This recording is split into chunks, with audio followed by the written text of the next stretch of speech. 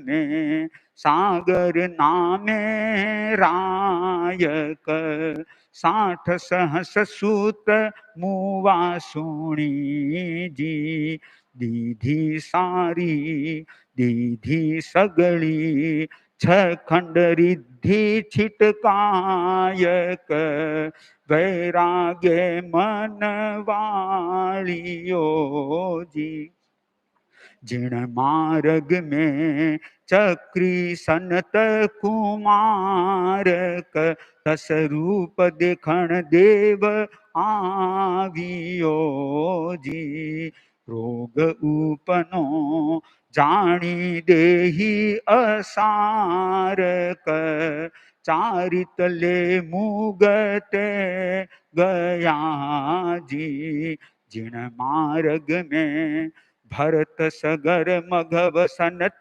कुमारक शांति कुंथु अर जानिए जी महापद्म हरिशेण जय नामे विचारक ए दसों चक्रवर्ती मोट काजी त्यारे लख 84 हय गय रथना थाटक 64 सहस्र अंते वरूजी ते छोड़्या पायदड़ छखंड रिद्धि गह घाटक जिण मार्ग कियो दीप तो जी जिण मार्ग में नवो ही बल देवक राज रमण सर्व परिहरी जी मुगत पहुता श्री जिन मार्ग सेयक बलभद्र गया सूर 5 में जी जिण मार्ग में दसारण नाम नरेंद्र क देश दसारण को धनी जी तास पार खा करवा आयो शक्रेंद्र क वीर समीपे दीक्षा ग्रही जी राय उदाई त्याग्या 16 देशक भीत भय पाटण नगर सहूजी मुगत पहुता आणी दया दिल रेसक राज भाणे जाने थापने जी जिण मार्ग में नमी नामे रायक त्यागी सहसन 8 अंते वरूजी 10 प्रश्न पूछा इंद्र तिहा पे आयक अडिग थके उत्तर दिया जी जिण मार्ग में 5 पांडव तामक द्रौपदी सहित संजम लियो जी तपस्या करने सार्या आत्म काजक 2 मास संथारे शिवलही जी जिण मार्ग में दबदंत नाम राजानक हस्ती शीर्ष नगर नो धनी जी तीन 5 पांडव नो गाड़ दियो अभिमानक चारितले मुगते गया जी जिण मार्ग में करकंडू देश कलिंगनो रायक दुमुहि देश पंचालनो जी विदेह देश नो नमी राजा ताहिक गंधार देश नो धनी जी जिण मार्ग में प्रत्येक बोधि चारक राजरमणि सर्व परिहरि जी दीक्षा लीधी चारू एकण वारक समकाल मुगते गया जी जिण मार्ग में संजति नामे रायक शिकार गयो तिहा समझियो जी तीण कंपिलपुर नो राज दियो छीट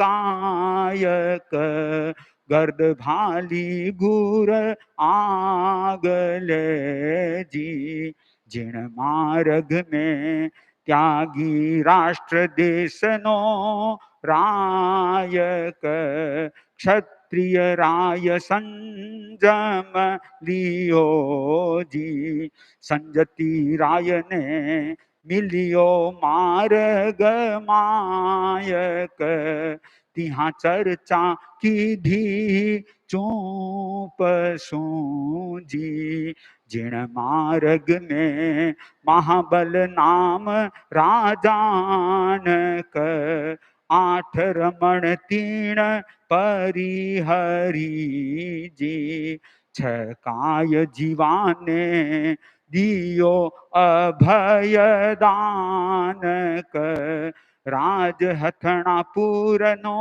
छोड़ियो जी जिण मार्ग में भरतेश्वर ना भायक 98 एकण समय समझिया जी त्या चारित लियो ऋषभ समीपे आयक झगड़ो भाई सुभांजियो जी जिण मार्ग में बाहुबल बुद्धिमानक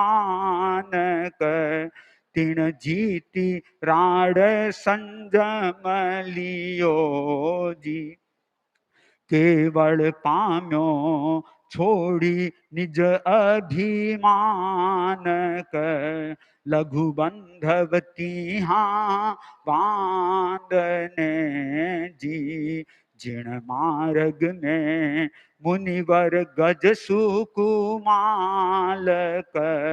बालपण संजम लियो जी त्यारे मस्तक खीरा घाया बांधी पाड़क खीम्या कर मुगते गया जी जिण मार्ग में जम्बू नामे कुमारक 8 परण ने परिहरि जी आठाने समझाई लीधी लारक छेला हुआ केवली जी जिण मार्ग में भद्रासुत धन्नो जानक नगर का कंदीनो वासियो जी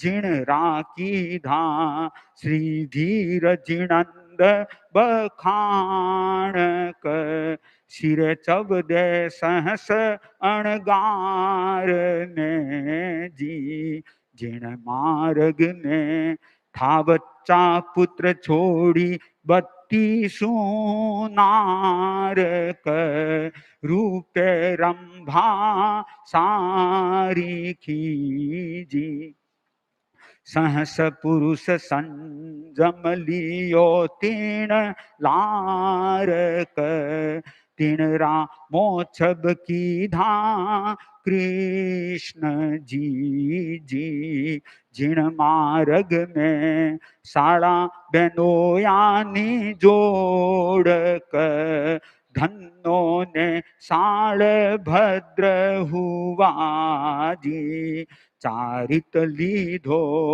तड़के बंधन तोड़क माथे नाथन सुहाइयो जी। जिण मार्ग में कार्तिक नामे सेठ क सो बेला पड़ी वही जी। पछे संजम लीधी सगड़ी सावज मेटक बाणोत्तर सहसने 800 जी। जिण मार्ग में इत्यादिक तीर्थंकर चक्रवर्तक बलदेव मंडलिक राजवी जी।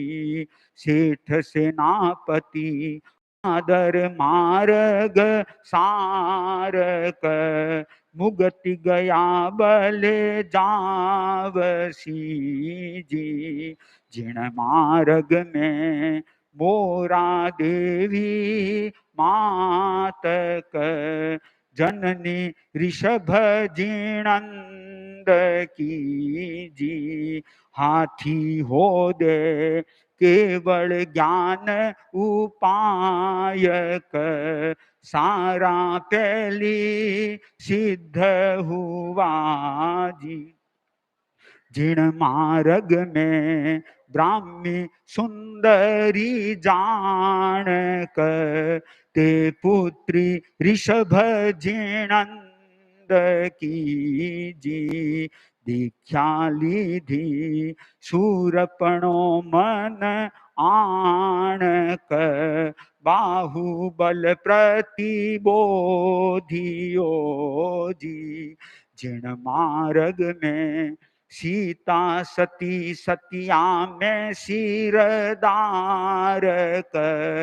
तिणरे आड़ अणहू तो आवियो जी। धीज उतरने लीधो संजम भारक ते इंद्र हुआ सूर बार में जी। जिण मार्ग में राजमती राजकुमारी क तेल चढ़ी संजम लियो जी। बले 300 जण्या निकली तिणरी लारक मोटा कुळनी उपनी जी। जिण मार्ग में अग्र महिषी आठक पटराणी श्री कृष्णनी जी। ते मुगत गई छे कर्मतणी जड़ काटक बले पुत्र बहु दोय ते हनी जी। जिण मार्ग में श्रेणिकनी राण्या ते 20 त्या वीर कने संजम लियो जी। सगड़ी तपस्या कीधी विश्वावीसक कर्म खपाय मुगते गई जी। अंजना ने काढ़ी सास ससुरा माता तक आड़ अणहू तो आइयो जी। दुख वेद्या सती वस्त्रमाला संघातक शील भले भाव पाइयो जी। जिण मार्ग में सुदर्शन नामे सेठक सुंदर रूप सुहामणो जी। रूपे रिझी पड़ी अभया राणी ठेटक मरणो मांड्यो शील कारणे जी।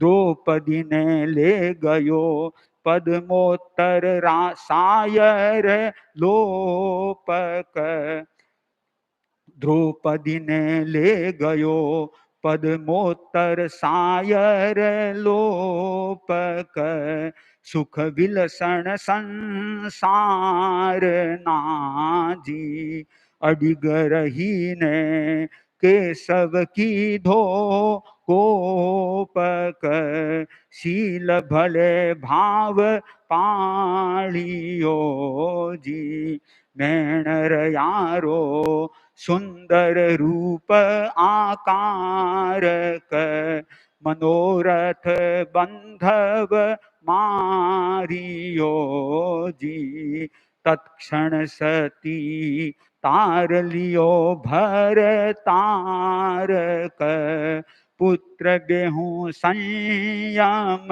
दियो जी ए गुणमाला सांभळ जो नर नारक साध श्रावक रा व्रत आदरो जी होसी थारी आत्म रो उद्धारक कर्म कट तपस्या किया जी जिण मार्ग में धुरस्यों आदि जीणंदक त्या आदि काढ़ी जीण धर्मनी जी।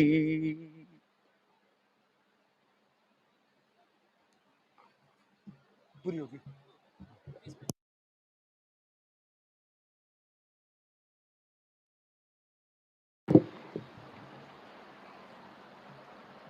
परम पूज्य गुरुदेव के श्री चरणों में वंदना।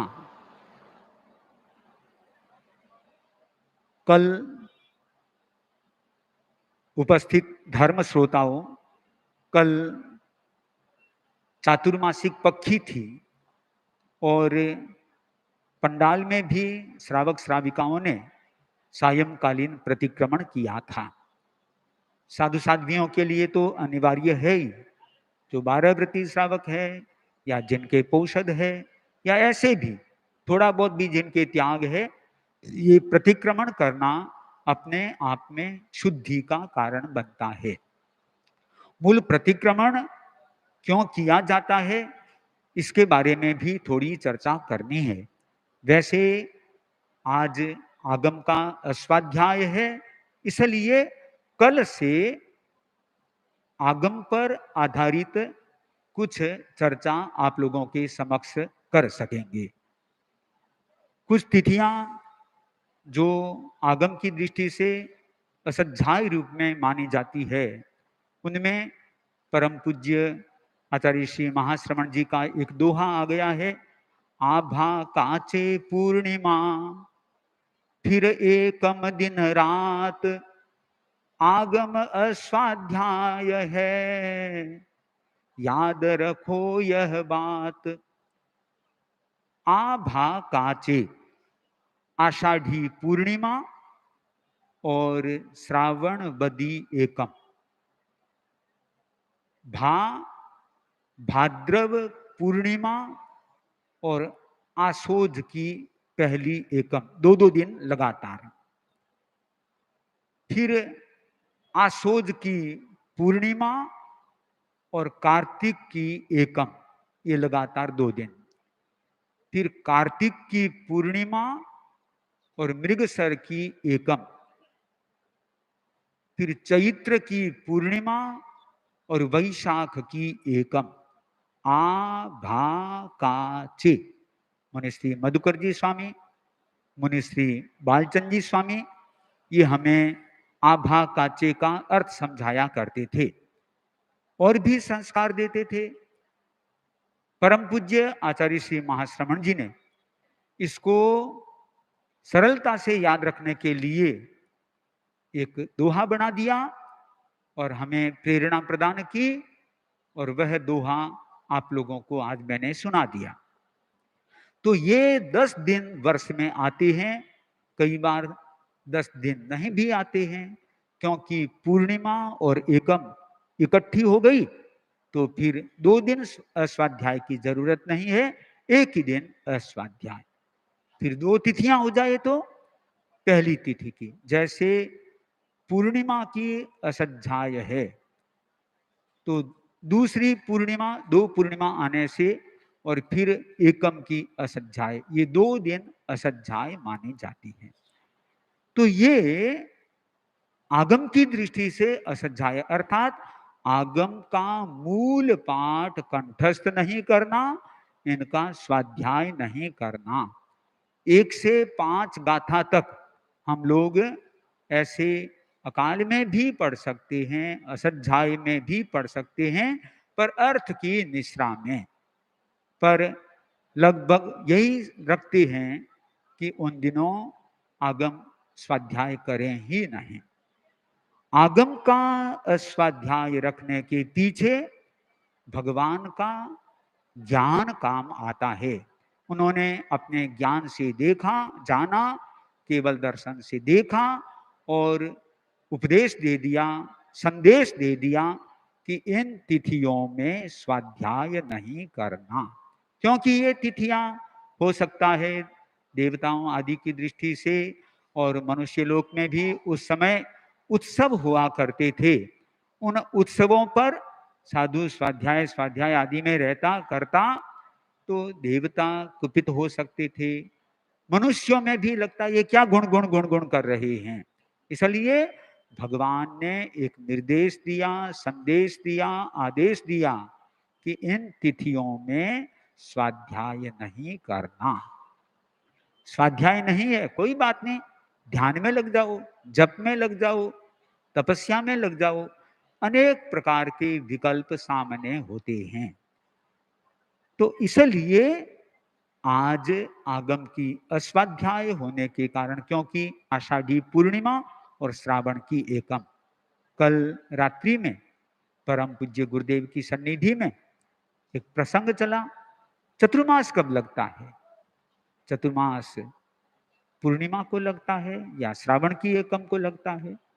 तो पूज्य प्रवर के द्वारा फिर एक बार चिंतन भी हुआ था, लिखाया भी गया था कि सायं चातुर्मासिक पक्षी का प्रतिक्रमण हो गया, बस चतुर्मास लग गया, उसके बाद में साधु कहीं भी विहार आदि नहीं कर सकता।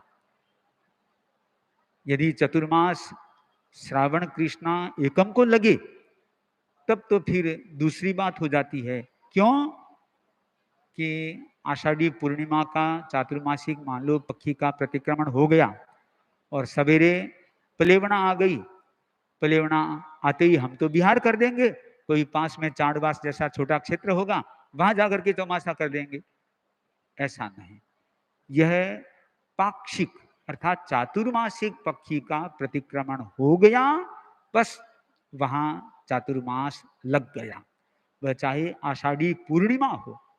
आचार्य भिक्षु ने भी कल के दिन केलवा में आषाढ़ी पूर्णिमा को प्रतिक्रमण किया और सूर्यास्त के होते ही साधुपन भी ग्रहण कर लिया और फिर चातुर्मास भी केलवा हुआ। आचार्य तुलसी ने इस इतिहास को दोहराया था। चातुर्मास तो राजनगर था, केलवा पास में ही था, तो तेरापंथ की स्थापना का दिन केलवा में पधार करके मनाया और वहां कुछ भाई बहनों को दीक्षित किया। मुनि श्री विमल कुमार जी स्वामी, मुनि श्री रविंद्र कुमार जी स्वामी, ये भी उस समय के दीक्षित है।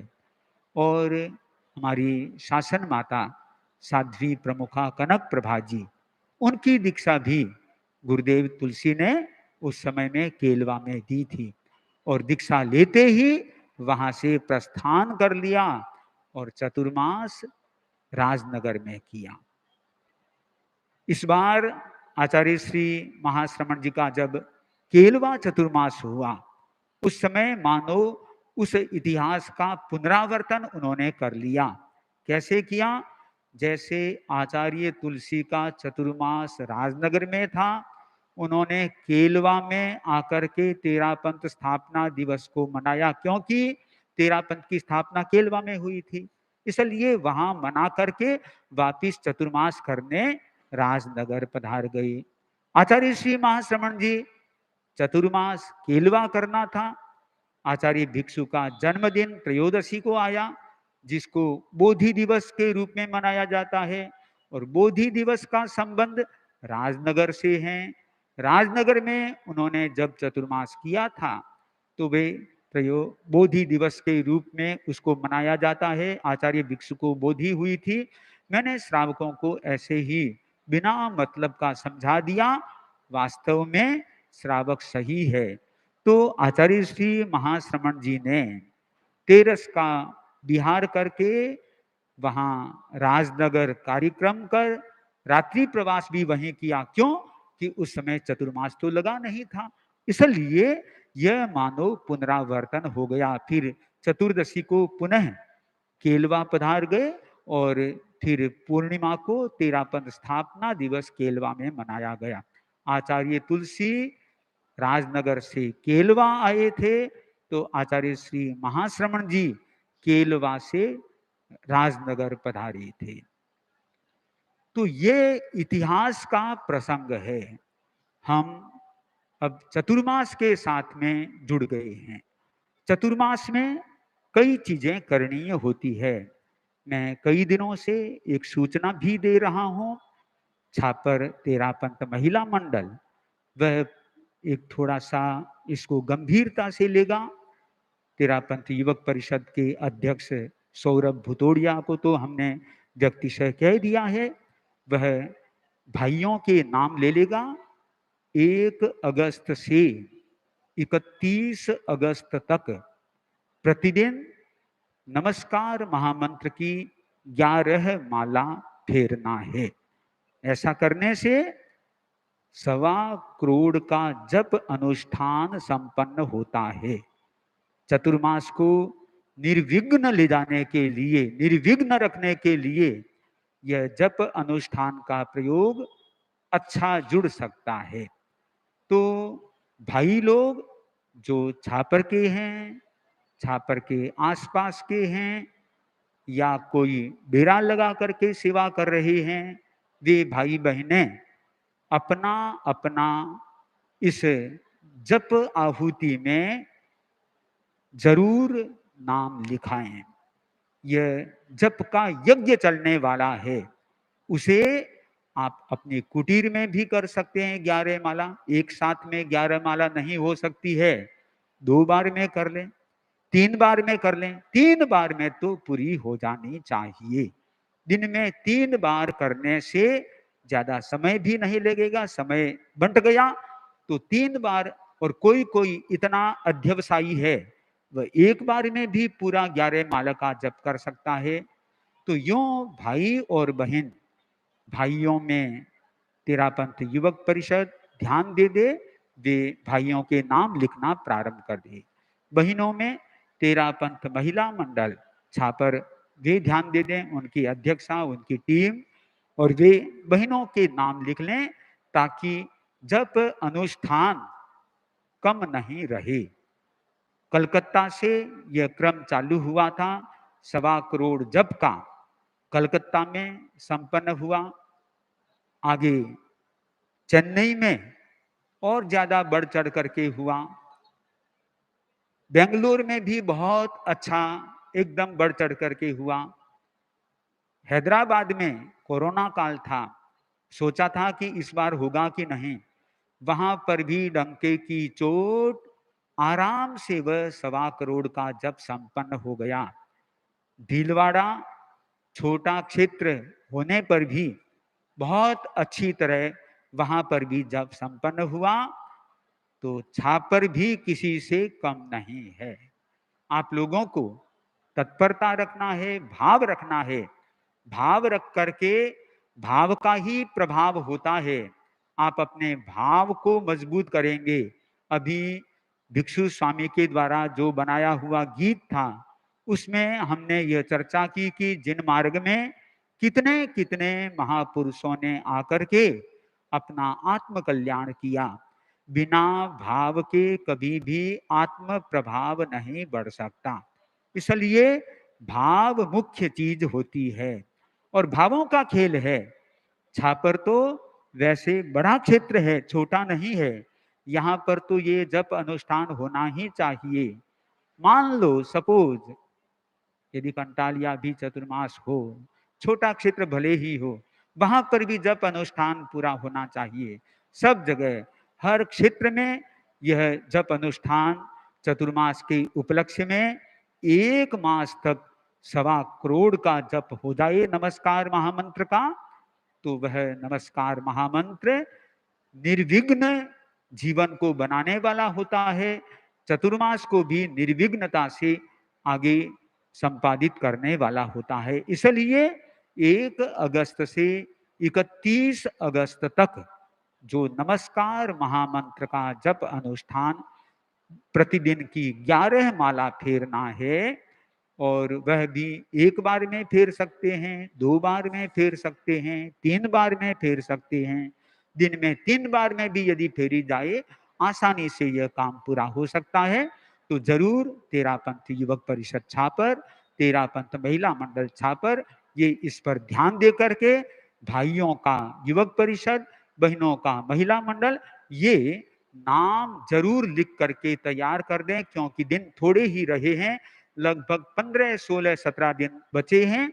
उसके बाद में 1 अगस्त आ सकेगा, और 1 अगस्त आते ही यह अनुष्ठान प्रारंभ हो जाएगा। इसलिए हमें जप अनुष्ठान के साथ भी जुड़ना है।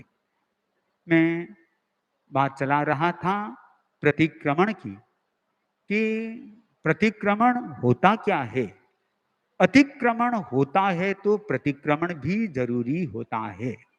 अतिक्रमण अर्थात जो व्रत हमने स्वीकार किया है, उस व्रत की आराधना करना, और उस आराधना में कहीं पर भी विराधना हो जाए, तो फिर उसका प्रतिक्रमण करना होता है। स्वस्थानात यत परस्थानम प्रमादतः वशाद गतः, प्रमादात वशाद गतः तत्रैव क्रमणं भूयः प्रतिक्रमण उच्यते। प्रतिक्रमण किसको कहते हैं?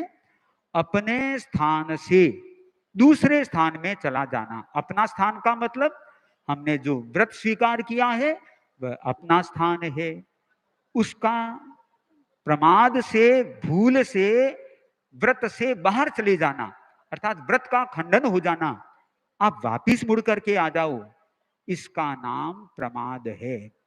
जैसे लोक में भी कहा जाता है, सवेरे का भटका हुआ सायं घर आ जाता है, तो वह भटका नहीं कहलाता है। वैसे ही हम कह दें कि साधना में चल रहे थे, और साधना में चलते चलते कभी चित्त का अतिक्रमण हो जाए, तो फिर उस चित्त को वापिस ठिकाने पर ले आओ। कि जैसे अश्व होता है, लगाम होती है अश्व की, अश्व पर बैठने वाला, सवारी करने वाला सवार उस अश्व को चलाता है, और कभी अश्व उस रास्ते से कुपथ में चला जाता है, जो रास्ता सही नहीं है उधर चला जाता है, तो उस समय वह हल्की सी लगाम खींचता है, वह अश्व सही रास्ते पर आ जाता है। हमारा मन भी उस अश्व के समान है, घोड़े के समान है। जहां कहीं भी मन उस व्रत से अलग हो जाए, तत्काल उसको वहां से हटा करके इधर ले आओ, अपने स्थान पर ले आओ। अपने स्थान पर ले आओगे तो वह प्रतिक्रमण कहलाएगा। और यह प्रतिक्रमण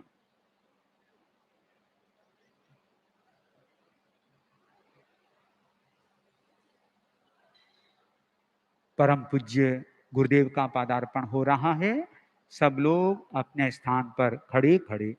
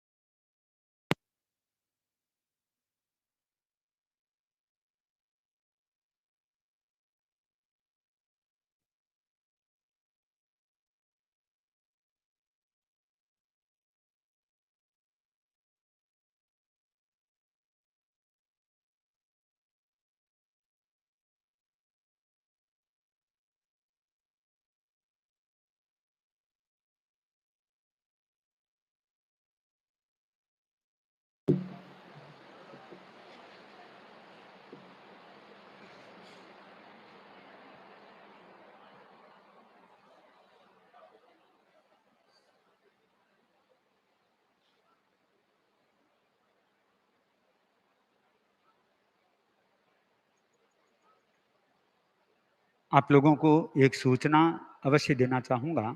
वैसे मुख्य प्रवचन कार्यक्रम का समय लगभग 9 बजे से साढ़े 10 बजे तक का है। उसके बाद तो जैसी भी अनुकूलता रहेगी, अपेक्षा रहेगी, उसके अनुसार आगे बढ़ाया जा सकता है, पर मूल टाइम 9 बजे से साढ़े 10 बजे तक।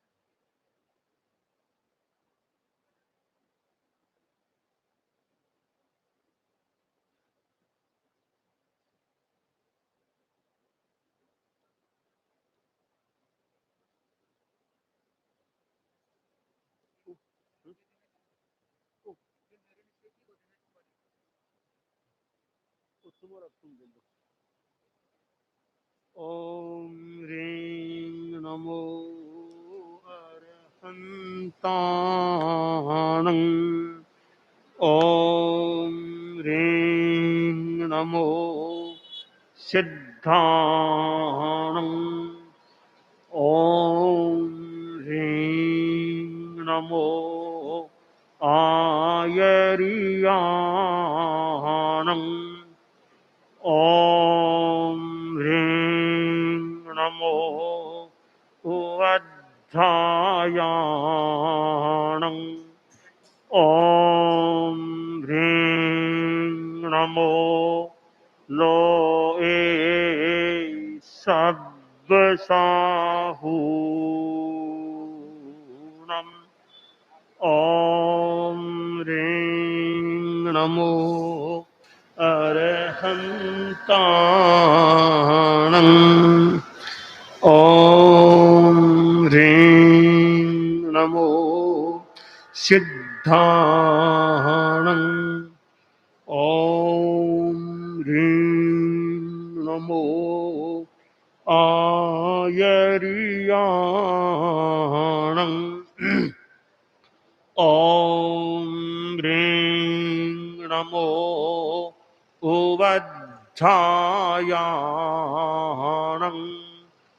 ओम ह्रीं नमो लोए सब्बसाहूणम्। ओम ह्रीं नमो अरहन्ताणं। ओम ह्रीं नमो सिद्धाणं। ओम ह्रीं नमो आयर्याणं। ओम ह्रीं नमो उवद्धायाणं। ओम ह्रीं नमो लोए सब्बसाहूणम्। ओम ह्रीं नमो अरहन्ताणं। ओम ह्रीं नमो सिद्धाणं। ओम ह्रीं नमो आयर्याणं।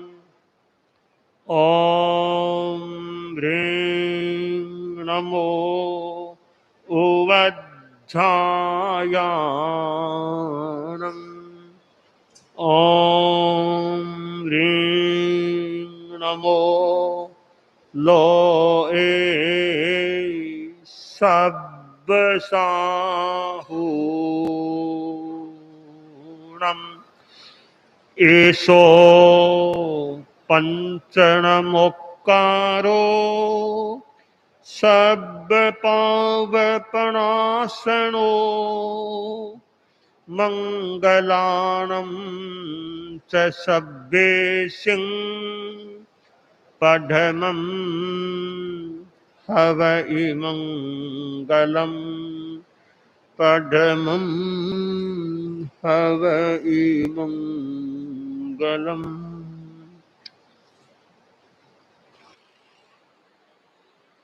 तीर्थंकर प्रभु महावीर को नमन। तीर्थंकर के प्रतिनिधि परम पूज्य आचार्य श्री महाश्रमण जी के श्री चरणों में वंदना। साध्वी वरिया जी, साधु साध्वी वृंद, समणी जी, बंधुओं एवं बहनों,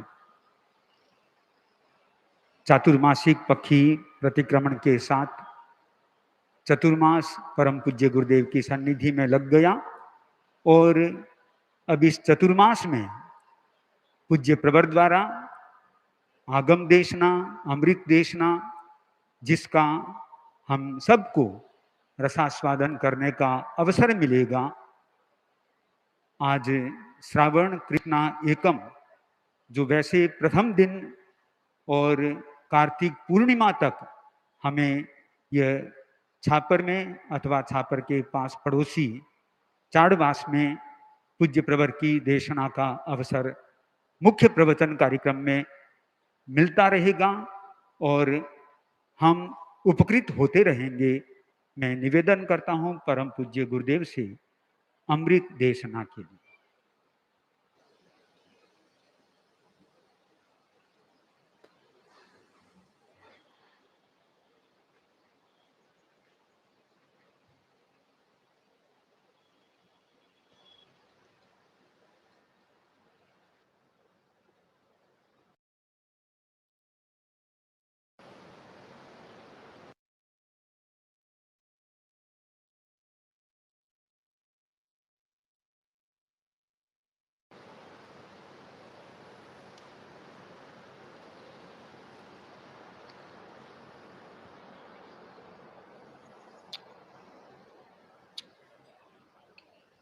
महावीर तुम्हारे चरणों में श्रद्धा के कोसों में चढ़ाए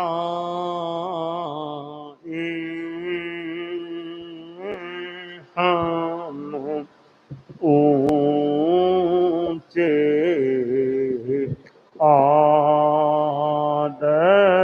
आदर्शों को अपना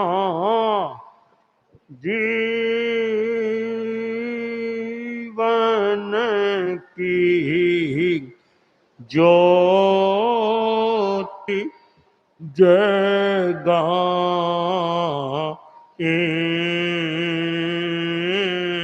हम महावीर तुम्हारे चरणों में श्रद्धा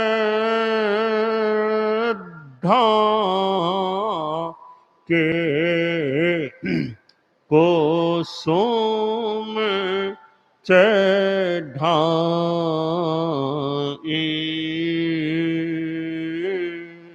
हम पन्नगे च सुरेन्द्रे च कौशिके पाद संस्पृशि निर्विशेष मनस्काय श्री वीरस्वामिने नमः। आरहत वाङ्मय में कहा गया है,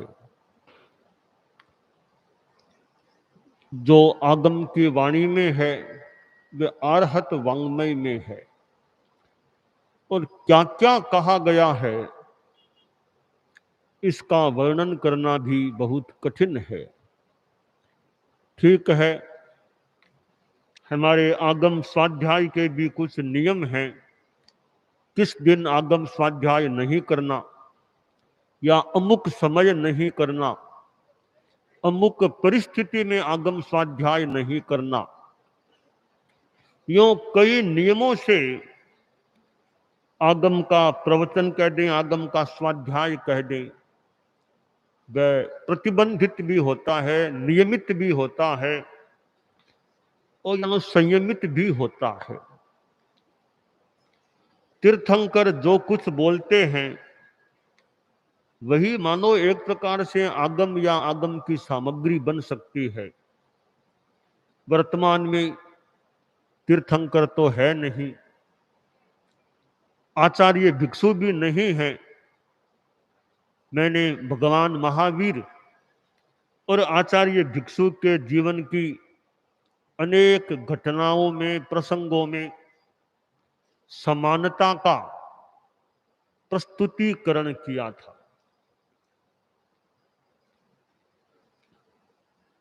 तीर्थंकर नहीं तो भिक्षु स्वामी भी हमारे धर्म संघ में तो एक नए पंथ का मानो सृजन करने वाले थे। हालांकि तीर्थंकर तो नहीं कहना चाहिए, पर तीर्थंकर के प्रतिनिधि थे। और भिक्षु स्वामी की भी अपनी वाणियां हैं, उनकी अपनी वाणियां हैं। ग्रंथों में हमें उनकी वाणियां भी प्राप्त होती है। और भिक्षु स्वामी ने आगम की बातों को अपनी भाषा में, अपने ग्रंथों में भी संस्थापित किया है। और भिक्षु स्वामी के कितने कितने पद्य हैं, उन पद्यों से भी जानकारी भी की जा सकती है और प्रेरणा भी प्राप्त की जा सकती है। आचार्य भिक्षु दृष्टांतों के माध्यम से भी समझाने का, बताने का प्रयास किया करते थे कि धर्म क्या, सांसारिक चीज क्या, लौकिक क्या, लोकोत्तर क्या, कितनी कितनी बातें वे दृष्टांतों के माध्यम से भी समझाते थे। एक पद्य में उनके दृष्टांत, 3 दृष्टांत आ गए हैं। चोर हिंसक ने कुशी लिया, यारे ताई हो दीधो साधा उपदेश, त्याने सोवदरा निर्वद किया, एह वो छे जिन दया धर्म रेस। तो एक पद्य में स्वामी जी के 3 दृष्टांतों का संकेत आ गया है। चोर हिंसक ने कुशी लिया, चोर का दृष्टांत है, एक कसाई का दृष्टांत है, एक कुशील व्यक्ति का भी दृष्टांत है कि धर्म क्या, अव्रत में क्या एक बात इन दृष्टांतों से प्राप्त की जा सकती है। पहला दृष्टांत चोर का आता है। तो मैं अपनी शैली में वो दृष्टांत बताऊं कि एक गांव में 3 साधु गए, रहने के लिए एक सेठ की दुकान उनको प्राप्त हुई। वहां साधु रह गए, रात्रि में प्रवास कर रहे थे, रात्रि में सो भी गए और बाद में जल्दी ही एक संत, 3 साधु थे, एक संत जल्दी जाग गए जो मुखिया साधु थे। सोचा जाग गया हूं, अब तो स्वाध्याय कुछ करूं, अब वापिस क्या सोना है। तो अपने स्वाध्याय में लग गए। इतने में ही उनको लगा कि कोई पास वाली दुकान में से कोई आवाज आ रही है। तो थोड़ा साधु ने कुछ प्रयास किया तो जो आए थे उनको भी लगा कि पास में कोई साधु लोग हैं, दर्शन तो कर ले। तो वे भी संतों के पास आ गए। तो मुनि जी ने पूछा अभी रात को यहां कैसे आए हो। कहा महाराज जब आप जान स्वयं सोच लो, रात की यह 12-1 बजे का समय है, किसी की दुकान में कौन आता होगा। तो अच्छा तुम चोर हो क्या। कि महाराज हम तो हैं वैसे ही हैं बस। अब साधु ने सोचा इनको उपदेश दूं, इनकी आत्मा का उद्धार करूं।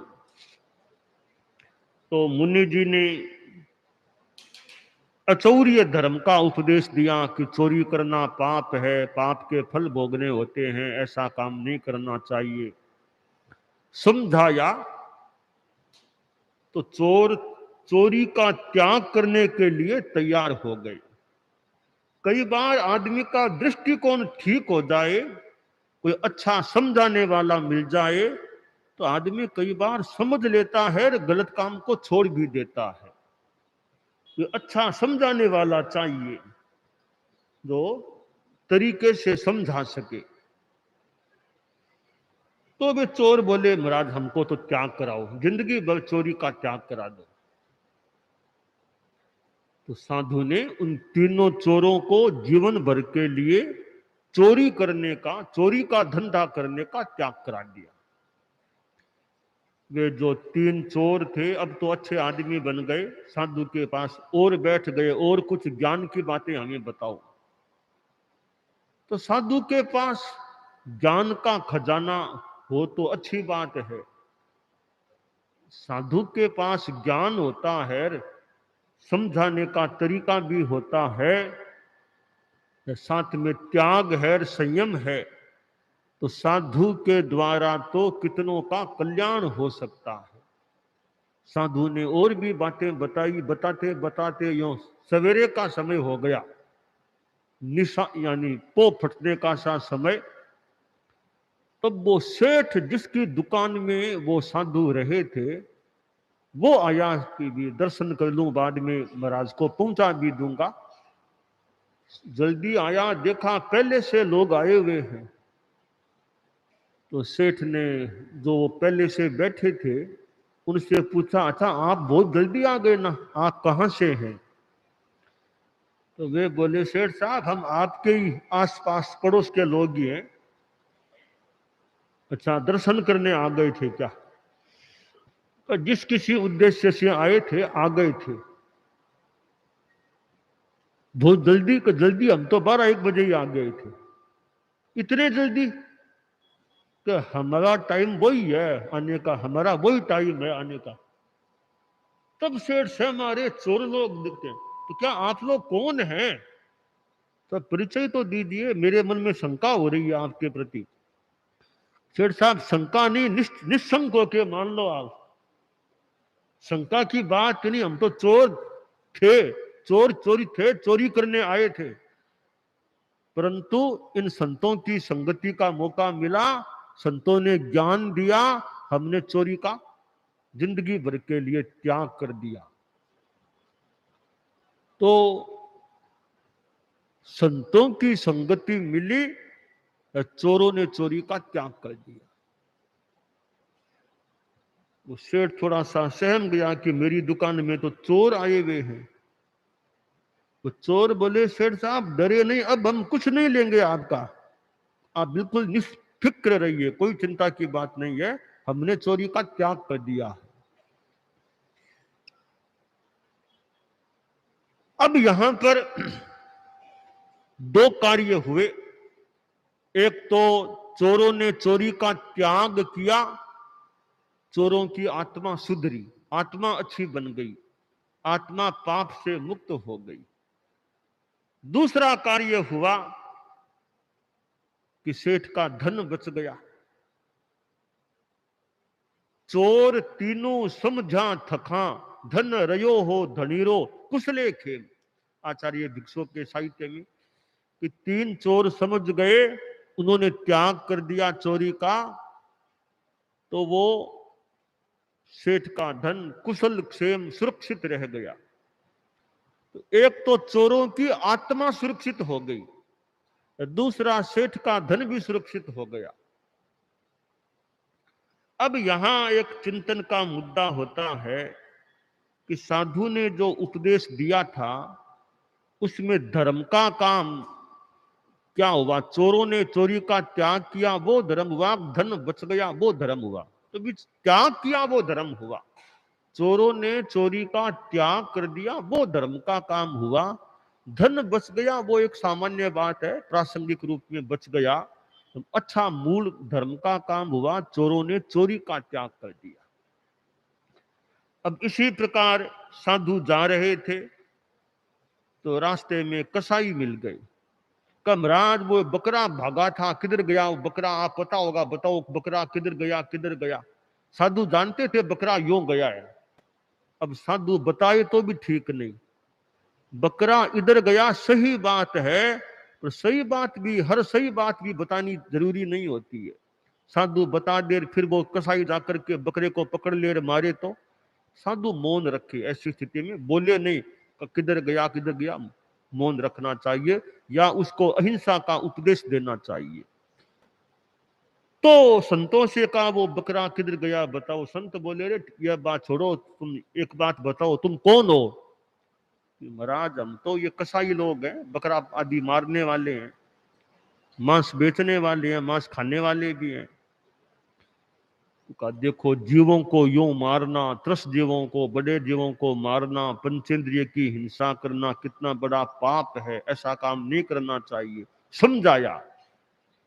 तो वो कसाई बोला महाराज त्याग करा दो, जिंदगी में कभी भी पंचेंद्रिय प्राणियों को इस प्रकार मारूंगा नहीं, कत्ल खाने का काम नहीं करूंगा, मारूंगा नहीं। त्याग कर दिया।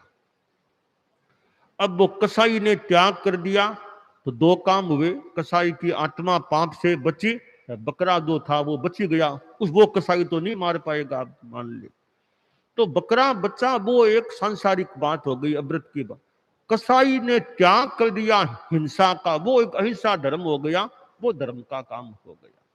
यों आचार्य भिक्षु के अनेक दृष्टांत हैं जिनके आधार पर वे अपनी बात या कोई बात बताने का प्रयास करते थे। तो आज श्रावण कृष्णा एकम है, चतुर्मास का यों दिन प्रथम दिन है, 4 मास का समय लगभग हमारे सामने है।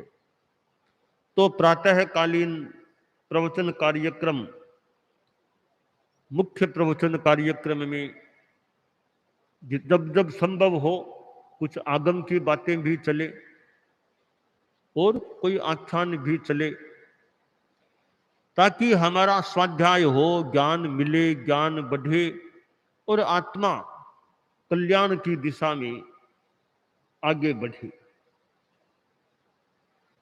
मुख्य प्रवचन होता है सुबह का, या जो इस समय का प्रवचन होता है वो ज्यादा महत्वपूर्ण भी होता है और सुनकर आदमी बहुत कुछ जान सकता है। इतने ग्रंथ दुनिया में हैं, हमारे जैन शासन में भी कितने ग्रंथ हैं, उन ग्रंथों को कोई पढ़े, उनकी व्याख्या करे या व्याख्या सुने तो अनेक प्रकार की जानकारियां प्राप्त हो सकती हैं। हमारे आगमों में कितनी जानकारियां हैं, आचार्य भिक्षु, दयाचार्य और फिर गुरुदेव तुलसी, आचार्य महाप्रज्ञ जी आदि के ग्रंथों में भी कितनी कितनी जानकारियां सन्निहित है। संस्कृत में भी ग्रंथ हैं, राजस्थानी में भी है, हिंदी में भी है, अनेक भाषाओं में ग्रंथ है। चतुर्मास है, प्रवचन सुनने का प्रयास हो।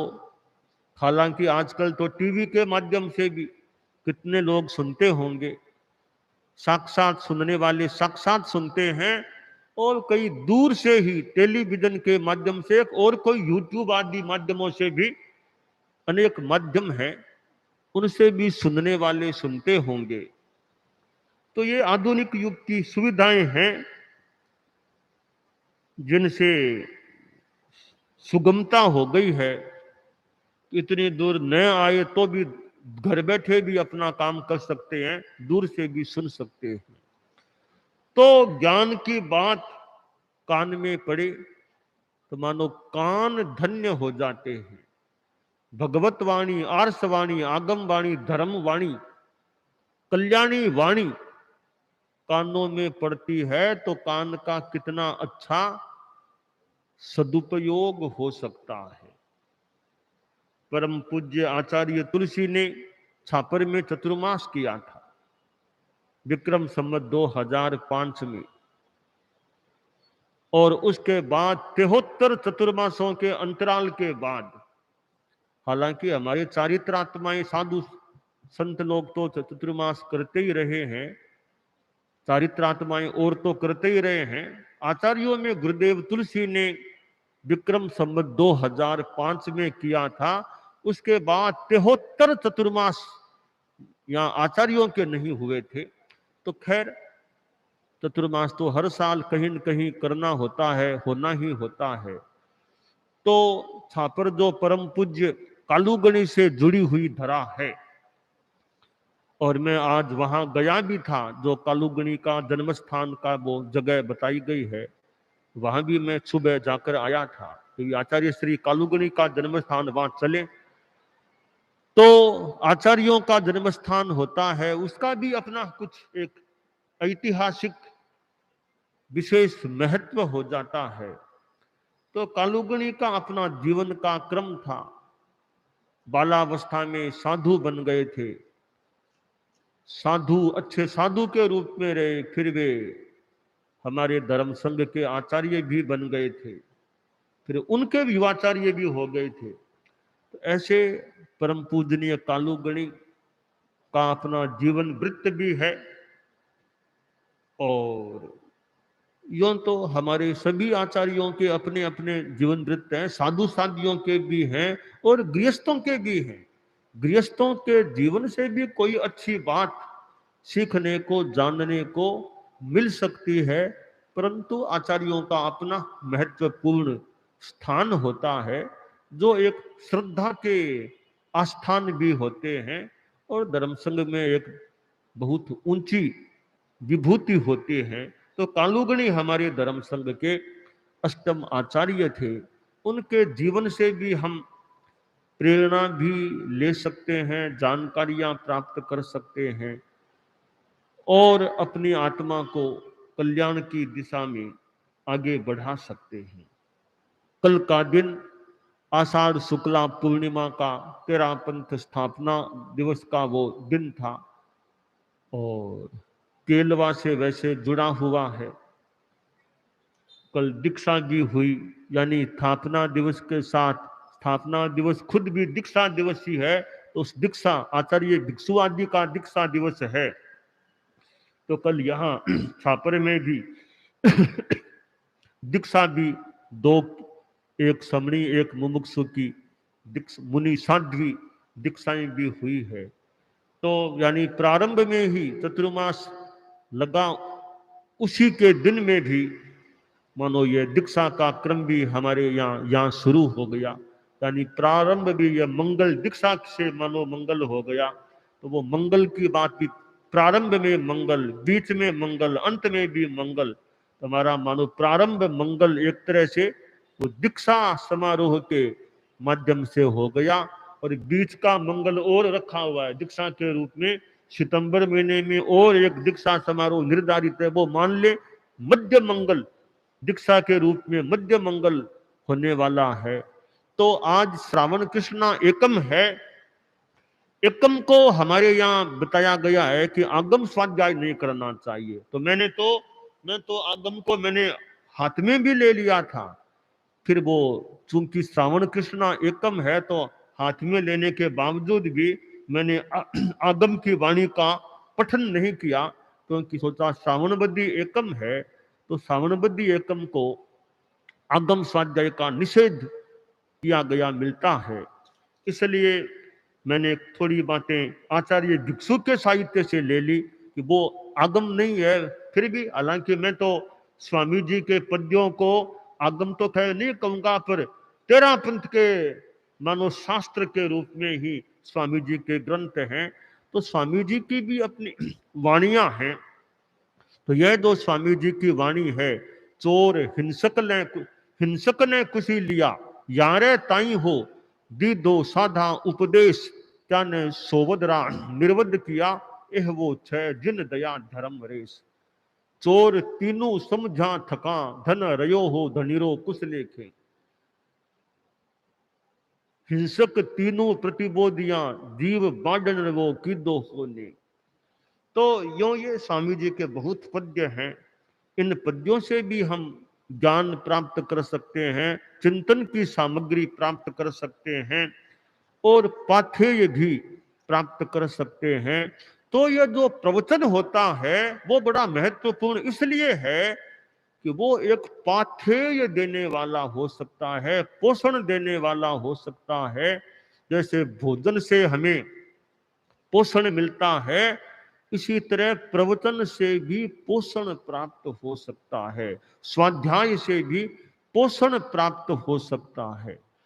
तो यह चतुर्मास प्रवास का एक महत्वपूर्ण कार्य होता है, यह मुख्य प्रवचन कार्यक्रम, मुख्य प्रवचन होना।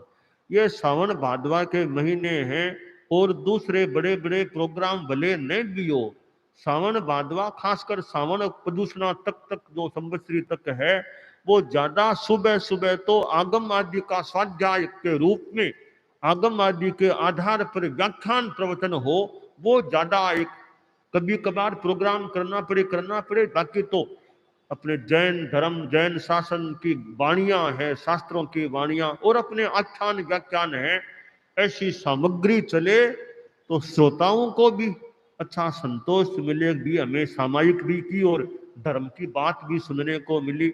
वरना दूसरे प्रोग्राम होने से वो थोड़ा सा एक यत्किंचित वो एक आगम आदि के प्रवचन में कुछ बाधा आ सकती है। तो यह सावनकार कुछ भादवे तक का जो समय होता है वो ज्यादा हमारे त्याग, वैराग, आगम और अन्य ग्रंथ आदि का प्रवचन व्याख्यान के रूप में सुबह का प्रोग्राम चले, वो लगभग रूप में ज्यादा संगतिपूर्ण और ज्यादा श्रावक समाज के लिए भी रुचिपूर्ण हो सकता है। और वैसे भी देखें तो प्रोग्राम का अपना महत्व है, इस चीज का अपना महत्व है। अगले महीने है ही आसोज काटी आदि जहाँ या भादवा सुदी में बाद में कुछ प्रोग्राम वगैरह, पहले पहले तो अपना मूल आगम आदि का व्याख्यान प्रवचन हो तो वो एक ज्यादा खुराक देने वाला सिद्ध हो सकता है। और श्रावक श्राविकाएं भी मैं देख रहा हूं कितने अभी सामायिक में कितने बैठे हैं। तो सुबह का समय अच्छा है, सामायिक भी हो जाए, दो सामायिक हो जाए, एक हो जाए, साथ में अपने प्रवचन कार्यक्रम भी जानने, देखने, सुनने को मिल जाए, तो एक निर्जरा की दृष्टि से, प्रेरणा की दृष्टि से, कल्याण की दृष्टि से यह एक अच्छी बात हो सकती है। तो चतुर्मास में हमारा प्रवचन का भी अच्छा क्रम चलना चाहिए। दानान सिद्धम अभयपयाणम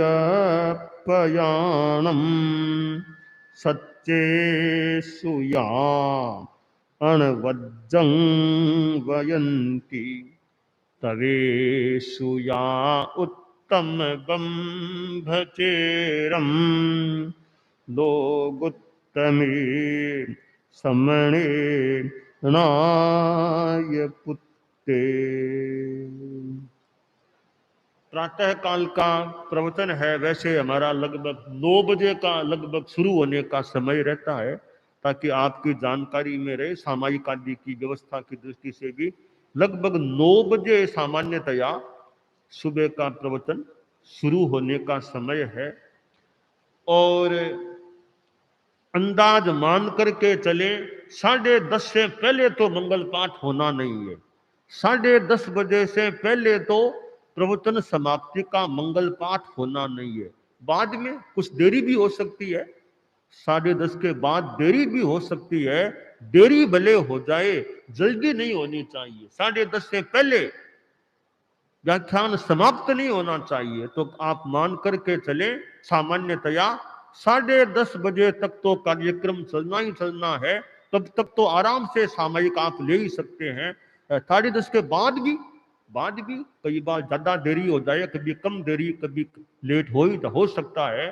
तो 10:30 से पहले प्रोग्राम पूरा होने की प्राय संभावना इस चतुर्मास में तो नहीं है। तो 9 से 10:30 का लगभग का समय तो 1.5 घंटे का तो मानकर चले, देरी और भी हो सकती है आगे। शुरू 9 से लगभग पहले नहीं, 9 के बाद ज्यादा देरी भी नहीं, शुरू होने में देरी की संभावना कम है, वो टाइमली शुरू हो सकता है, संपन्न होने में देरी हो सकती है। और दूसरी बात है कि इच्छा यह है यथा संभवतया इस बार भगवती सूत्र बड़ा नामी सूत्र है, तो इस बार जितना संभव होगा, जैसा संभव होगा, मेरी इच्छा है मैं अपने भाषण में, व्याख्यान में थोड़ा भगवती सूत्र पर कुछ बोलने का, कुछ बताने का, पाठ करने का, जैसे संभव होगा। एक तो वो विचार है, तो बहुत बड़ा है भगवती सूत्र, तो 4 महीना क्या 12 महीना ही कोई बांचो तो बांचते दो, बहुत विशाल काय आगम है। तो भगवती सूत्र हमारा एक नामी बहुत गोयमा ऐसे बहुत बड़ा आगम है। अच्छा, एक तत्व ज्ञान का भी आगम है, बहुत तत्व ज्ञान की बहुत बातें इसमें आती है आश्रय। तो इस पर अब इस बार व्याख्यान देने का विचार है। दूसरा, जितना जैसे जब अनुकूलता होगी, जब अनुकूलता, तो कालू यशो विलास का जितना संभव होगा वो भी व्याख्यान आख्यान के रूप में, उपरले व्याख्यान के रूप में कालू यशो विलास भी बांचने का जितना संभव होगा वो भी विचार है। तो ये 2 चीजें इस चतुर्मास में व्याख्यान का विषय बनाने का यथासंभवतया चिंतन है। तीसरी बात है कि हमारे मुनि जी आमतौर से पहले शुरू कर देते हैं, मुनि दिनेश कुमार जी, और मेरा संभवतः सामान्यतया मैं 9:45 से पहले व्याख्यान शुरू नहीं करूंगा। 9:45 तक मैं अपना व्याख्यान शुरू नहीं करूंगा सामान्यतया, यह चिंतन है। 9:45 के बाद ही शुरू कर सकूंगा, बाद में जैसे जितना टाइम का हिसाब होगा वो किया जा सकेगा, क्योंकि साधुयां भी आती है, संत भी आते हैं, तो 9:45 से पहले नहीं है। 9:45 के बाद में ही शुरू होना संभव है, और बाद में जैसा भी अनुकूलता का क्रम होगा 9:45 10 बजे के संभावना तो प्राय यह है कि 9:45 और 10 के बीच में व्याख्यान शुरू हो जाए, फिर जैसा संपन्न करना होगा वो हो सकेगा। तो यह क्रम है। और भी हमारे साध्वी वरिया भी भाषण, यदा उनके भी भाषण होते रह सकेंगे। आमतौर से 2-2 दिन के अंतराल का सामान्य जो भी सामान्य क्रम है, साध्वी वरिया के भी, कभी साध्वी प्रमुखा जी के भी बीच बीच में कभी भाषण हो सकेंगे, तो कभी मुख्य मुनि का भी मौके मौके पर कभी उनका भी हो सकेगा, और भी हमारे साधु साधियां जैसा मौका होगा। यह एक व्याख्यान का क्रम है, तो थोड़ी सी आपको सूचनाएं और जानकारियां दी गई।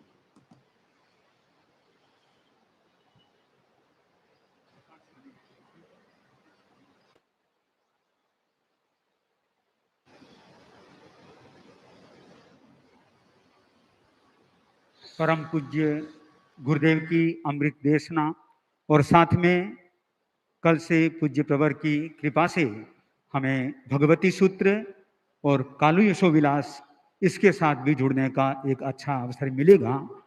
मुनि विकास कुमार जी जो वर्षों से छापर में सेवा केंद्र में सेवाएं दे रहे हैं और अब तो परम पूज्य गुरुदेव के साथ चतुर्मास कर रहे हैं, वे अपनी भावना के साथ में पूज्य प्रवर के समक्ष उपस्थित हो रहे हैं।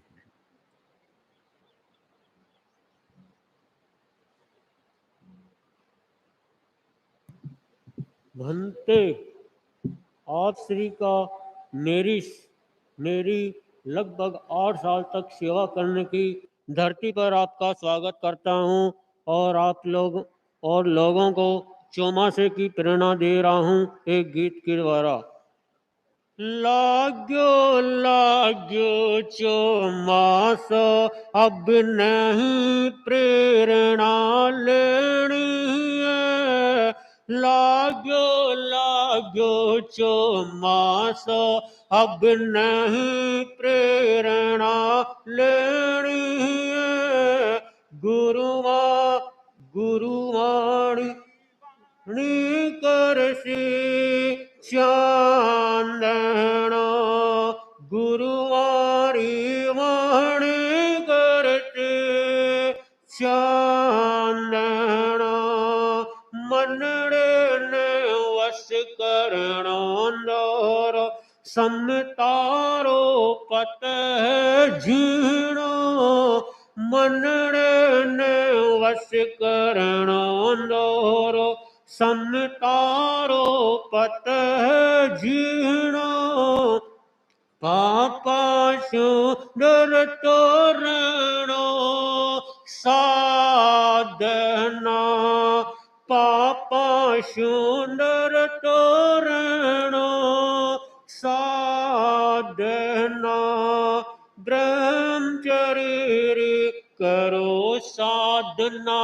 मूल साधना है आए ब्रह्मचर्य करो साधना मूल साधना है आए कड़वा मत बोलो मुख से बोलते कड़वा मत बोलो मुख से बोलते चौदस आठन करो पोर से हरि सद जान कान चौदस आठन करो पोर से हरि सद जान कान राखो नवकार सिरो जानते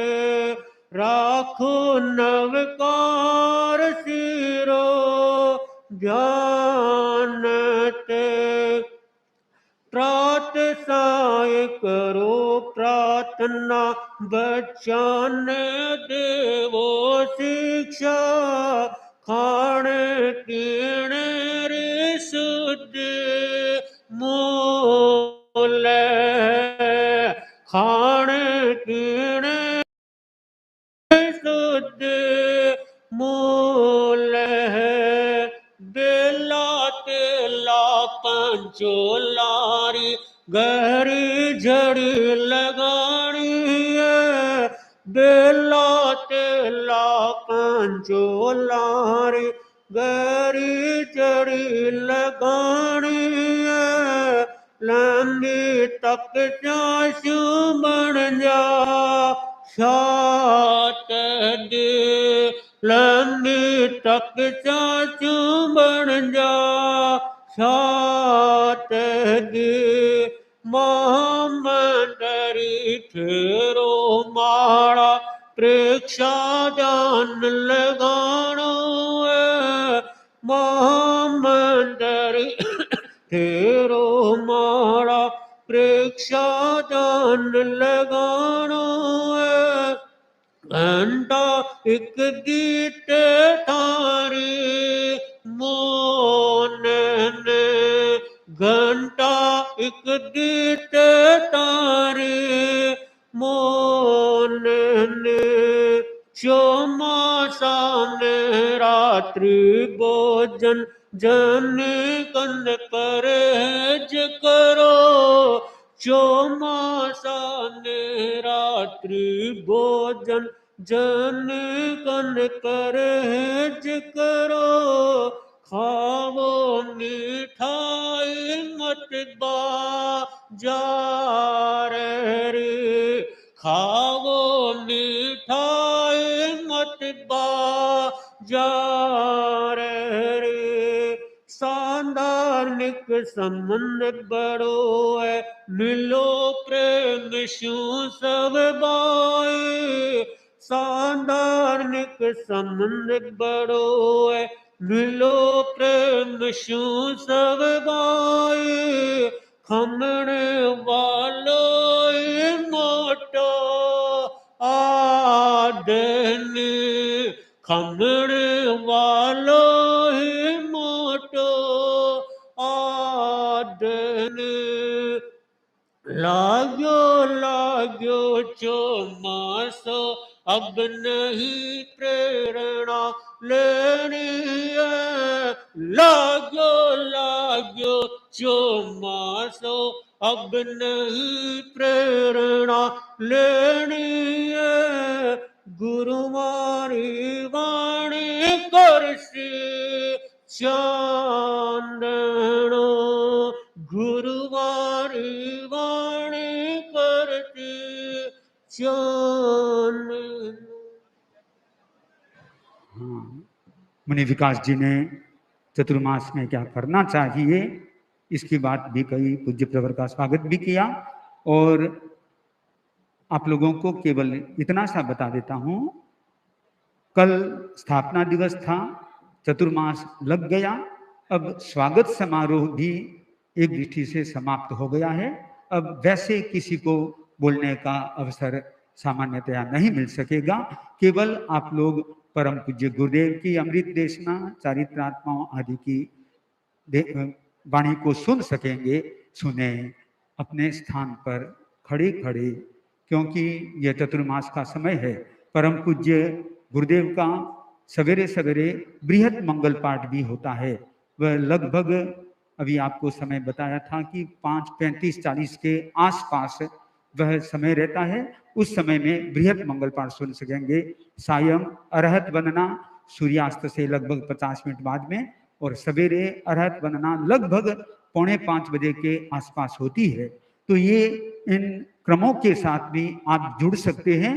और भाई लोग तो भीतर भी रात्रि में कर सकते हैं, बहिनें यहाँ पंडाल आदि में स्थान हो वहीं अनुकूलता के आधार पर जुड़ सकते हैं। और आवाज तो यहाँ तक भी सुनाई देती होगी, इसलिए पूरा धर्ममय माहौल रहना चाहिए। इसी के साथ में सब हाथ जुड़े हुए तन्मयता के साथ में सुने मंगल पाठ।